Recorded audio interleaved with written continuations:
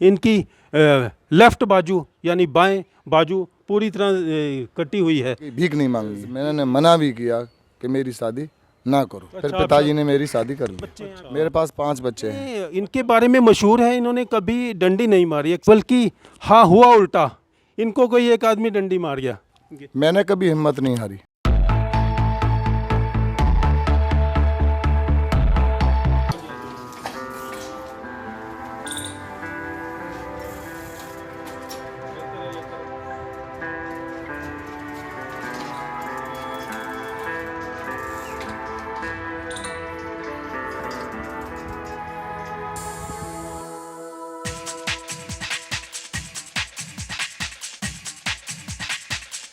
नमस्कार दोस्तों, डायनेमिक स्वामी exclusive talks YouTube channel पर आपका यह दोस्त कमलजीत सिंह आपका हृदय से स्वागत करता है।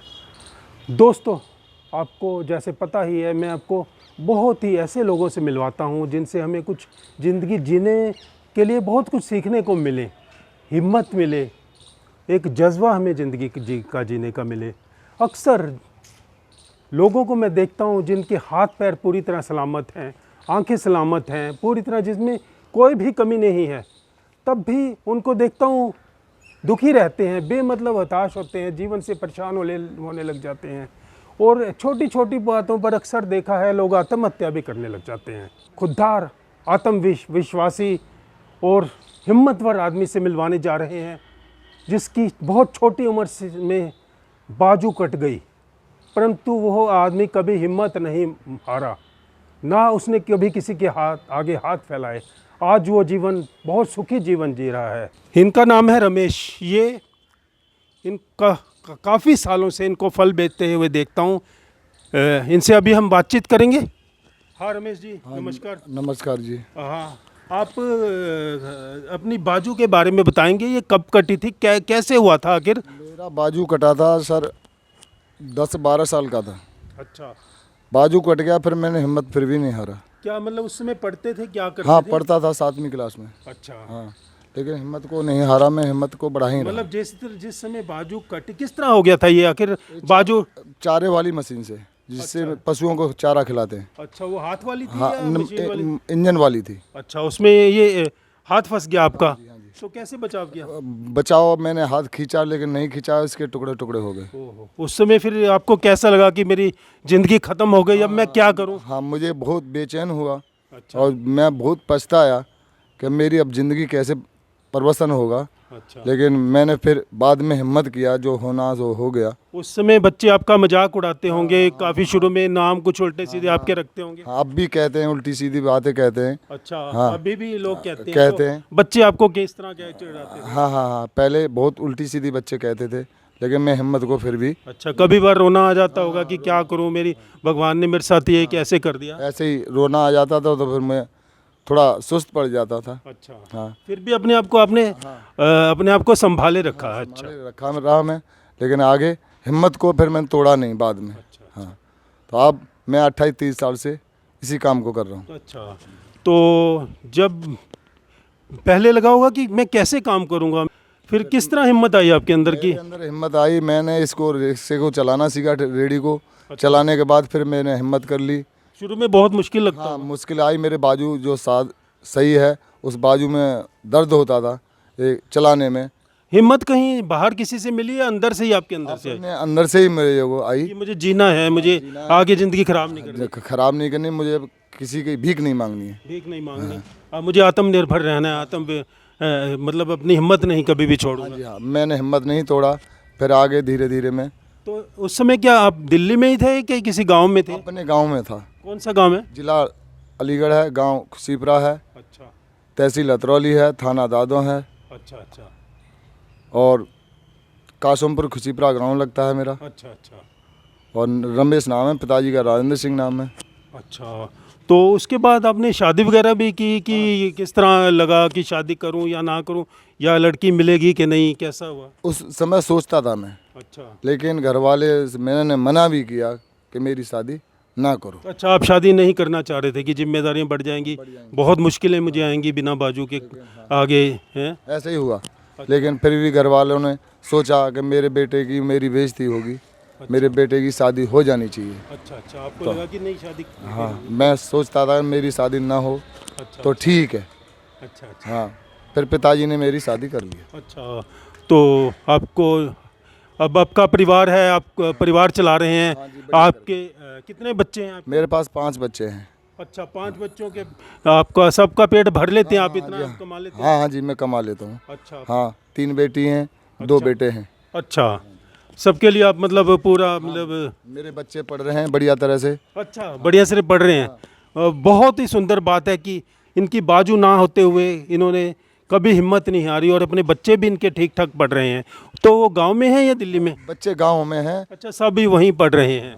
बेटा मेरा बड़ा हाई स्कूल में 10वीं हाई स्कूल में 10वीं में पढ़ रहे हैं। और सबसे छोटा बच्चा? सबसे छोटा बच्चा 4th क्लास में है। अच्छा, बहुत ही बढ़िया। तो बच्चे भी इनके ठीक ठाक पढ़ रहे हैं। आप यहाँ पे दिल्ली में सबसे पहले आपने सब्जी बेची, सुना है कि आप सब्जी, मैंने भी देखा शायद आपको कई बार। अच्छा, सब्जी बेचा? हाँ, तो शुरू धीरे-धीरे नंबर फल में आए। फल में आएगा। मैं तो फल में कैसे आ गए कि सब्जियों से? सब्जी में मैं ज़्यादा था, रात के 3 बजे उठता था। अच्छा इसमें टाइम की रियायत है। अच्छा, सुबह 5 बजे जाता हूँ, उसमें रात को 3 बजे जाना पड़ता। 3 बजे आधी रात को? अच्छा, सब्जी मंडी जाके सामान खरीदना। इसमें थोड़ा सा आप सुबह 5 बजे चले जाते हैं? चले जाता हूँ, शाम को 8-9 बजे कमरे पे चला जाता हूँ। अच्छा, इसमें बचत भी सब्जी से थोड़ी शायद ज़्यादा बचत है, टाइम की भी और पैसे की भी ज़्यादा बचत। 100-200 रुपये इसमें फालतू बच जाते अच्छा, हैं। चलो ये तो बहुत अच्छी बात है। आप दिल्ली में किस किस इलाके में अपनी ये सब्जी वगैरह? मैंने अशोक विहार, निबड़ी कॉलोनी, बुनकर कॉलोनी और पंजाबी बाग, शकूरपुर, अच्छा हाँ, और लालिस रोड अच्छा अच्छा और त्रिनगर। अच्छा, इन इलाकों में आप आजकल भी घूमते हैं? हाँ जी, हाँ जी, डेली घूमता हूँ। अच्छा, कोई विशेष अड्डा जैसे आपने बना रखा है? विशेष अड्डा मेरा, ये दीपचंद बंधु के हाँ, आसपास आप कई बार मिलते हैं? हाँ मैंने देखा हाँ आपको खड़े हुए। हाँ, दीपचंद बंधु के हॉस्पिटल के सामने।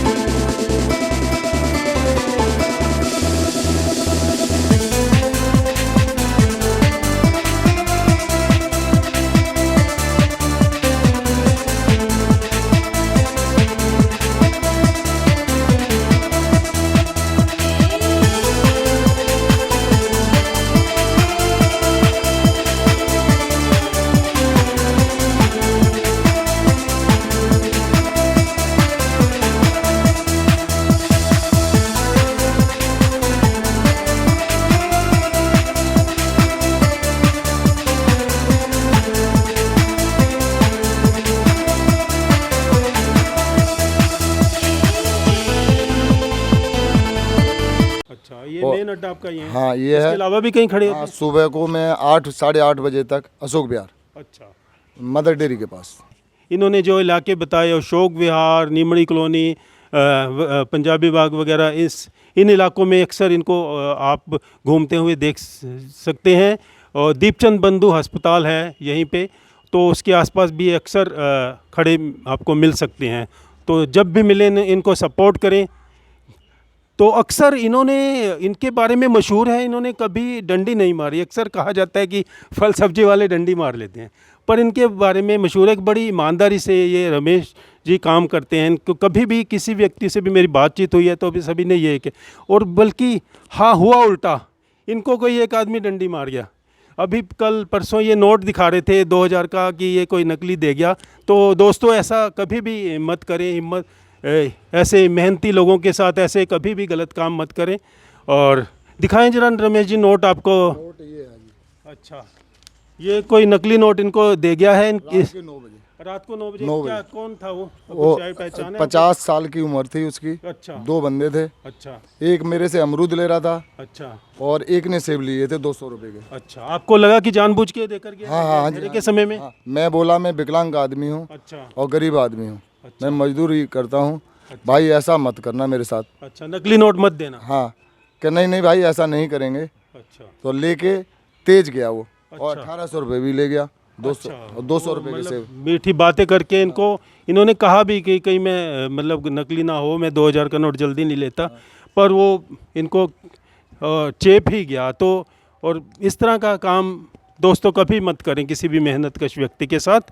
तो और आप हमारे दर्शकों को कोई संदेश देना चाहें कि कोई तकलीफ़ हो हिम्मत ना हारें, उसके लिए आप क्या कहना चाहें? मैंने कभी हिम्मत नहीं हारी अच्छा, आपने कभी नहीं हिम्मत हारी? और हमेशा हिम्मत को बढ़ाता ही हूँ। अच्छा, चाहे कुछ हो जाए जीवन में, सुख दुख आते होंगे चाहे कुछ आपके। भी हो, मैं हिम्मत नहीं हारूंगा, ना हिम्मत को तोड़ूंगा। अच्छा, हाँ जी। यही हमें इनसे सीखना होगा। अगर ये रिक्शा चलाकर, फल बेचकर और बिना बाजू के भी हिम्मत कभी नहीं हारे, तो हमें भी दोस्तों हिम्मत नहीं हारनी चाहिए। इनसे हमें सीखना चाहिए। इनकी लेफ़्ट बाजू यानी बाएं बाजू पूरी तरह कटी हुई है, देखिए, जो कि इन्होंने बताया कि एक आरा मशीन में कट गई थी, बहुत तेज़ मोटर चल रही थी और खूनम खून हो गए थे, परंतु इन्होंने कभी हिम्मत तब भी नहीं हारी। तो दोस्तों हम भी हम क्यों छोटी छोटी बातों में हिम्मत हार जाते हैं? तो दोस्तों इस वीडियो के बनाने का पर्पज़ यही है कि हम हमारी हिम्मत अपनी जीवित रखें, हम हिम्मतवर बने रहें। कुछ भी जीवन में कष्ट आए, संकट आए, तो हम अपनी हिम्मत ना टूटने दें। धन्यवाद रमेश जी, आपका बहुत अच्छा लगा। ठीक है, हाँ जी, अच्छा। दोस्तों आप भी यदि ऐसे किसी हिम्मतवर व्यक्ति को जानते हैं तो मुझे कमेंट बॉक्स में जाकर अवश्य बताएं।